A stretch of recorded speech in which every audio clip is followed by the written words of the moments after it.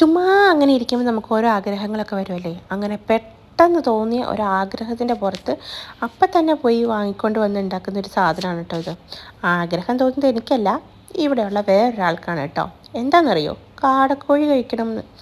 എൻ്റെ ദൈവമേ, ഞാൻ എൻ്റെ ലൈഫിൽ കാടക്കോഴി കഴിച്ചിട്ടുണ്ട്, പക്ഷേ ഇതുവരെ ഉണ്ടാക്കിയിട്ടില്ല. എൻ്റെ വീട്ടിലൊന്നും അങ്ങനെ കാടക്കോഴി വാങ്ങി ഉണ്ടാക്കാറൊന്നുമില്ല കേട്ടോ.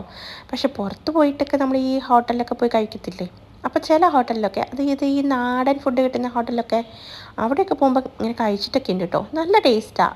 എനിക്ക് തോന്നിയിട്ടുള്ളത് ചിക്കനേക്കാളും കുറച്ചും കൂടെ ടേസ്റ്റ് ഉണ്ട് ഈ ഒരു കാടക്കോഴിക്കുന്ന. പക്ഷേ എന്നാ പറയാനാ, വലിയ ആരോഗ്യമൊന്നും ഇല്ലാത്തത് കൊണ്ടേ ഈ ഇറച്ചി ഭയങ്കര കുറവാണ്. അപ്പോൾ നന്നായിട്ട് മസാലയൊക്കെ തിരുമ്മി എണ്ണയിൽ നന്നായിട്ട് കുളിപ്പിച്ച് നന്നായിട്ട് വറുത്ത് ഇതിൻ്റെ ആ ഒരു വറവിൻ്റെ പൊടി ഉണ്ടായിരുന്നല്ലോ, അതിന് നല്ല ടേസ്റ്റായിരുന്നു കേട്ടോ. പിന്നെ കുറച്ച് സവോള, അത് നമുക്ക് നിർബന്ധമാണ്.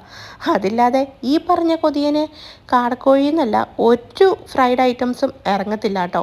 അപ്പോൾ ആൾക്ക് ഭയങ്കരമായിട്ട് ഇഷ്ടപ്പെട്ടു എന്നാണ് പറഞ്ഞത്.